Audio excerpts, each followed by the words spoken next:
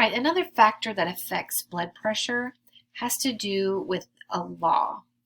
And this law is called the Starling Law.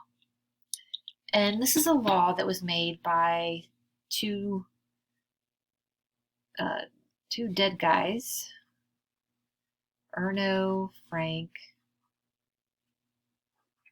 and Otto Starling. So they were scientists or anatomists or whatever from a long time ago. And their little law states this: the amount of stretch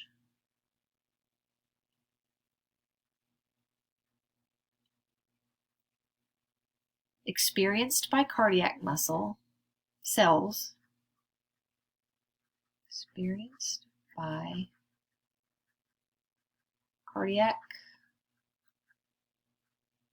muscle cells increases the tension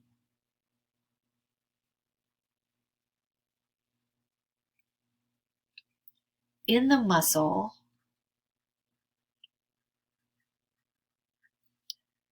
thus increases the force of contraction. Thus increases the force of contraction. All right, the amount of stretch experienced by cardiac muscle cells increases the tension in the muscle, thus increases the force of contraction. So in a nutshell, if you have increased stretch, then you get increased force. Force of contraction.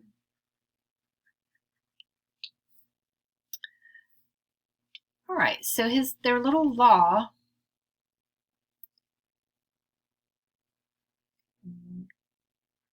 put this in a little graph thing. So I'm going to put this graph thing here. 400. And so we need to quantify things. We need to quantify. How do you quantify stretch? Well, we can really kind of quantify stretch in the ventricles by looking at end diastolic volume. The more blood that's in there, the more stretched the walls are going to be, right? So then how do we quantify force? Well, we can quantify force really by stroke volume. Because the more stretched, or the more, stuff that's in there, the more it's stretched, the more it contracts, then the more stuff's going to come out. So the higher the stroke volume will be. So we can kind of look at stroke volume to quantify the force. Okay, so in a relaxed heart, relaxed, chilling out heart, the stroke volume is about 70 milliliters. The end diastolic volume is about 135. Okay, so 135 and 70. Okay, so we have this little box there. Okay, so the heart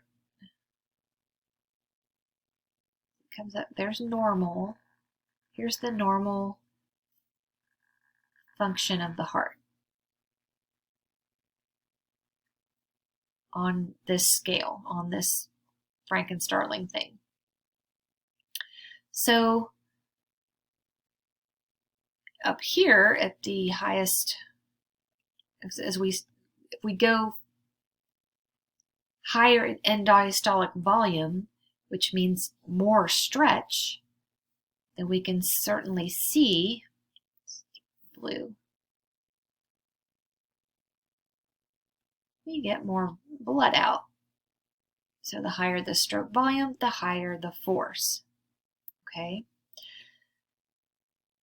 So how do we get that? So if we increase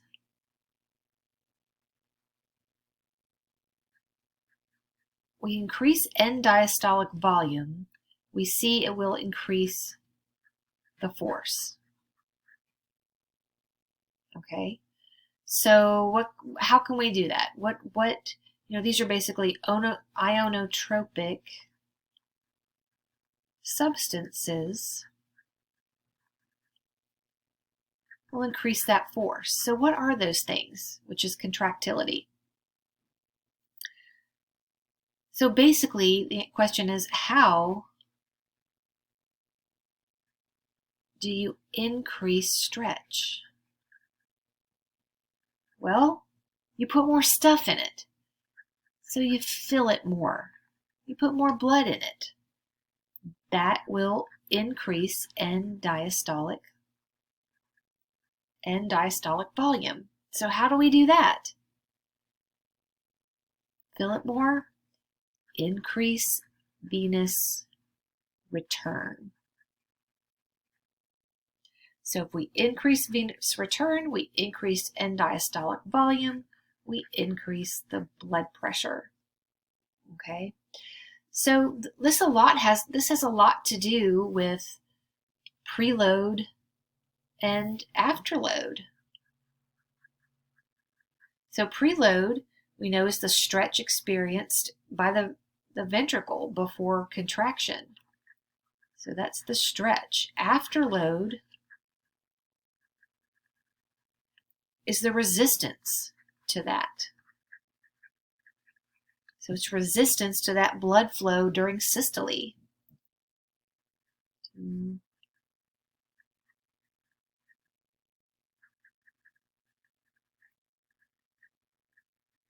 During systole. So if we increase afterload, then we're going to increase the stretch and the force, and that's going to increase pressure. If we decrease afterload, is that what I said? I'm getting tired. Decrease afterload, put less resistance against the blood flow, then we're going to increase the pressure. Okay? If we increase afterload, put more resistance there, then it's going to lower it this way. Okay? So increased venous return, fill it more, stretch out the walls more, increases the pressure. And that is the Frank and Starling law.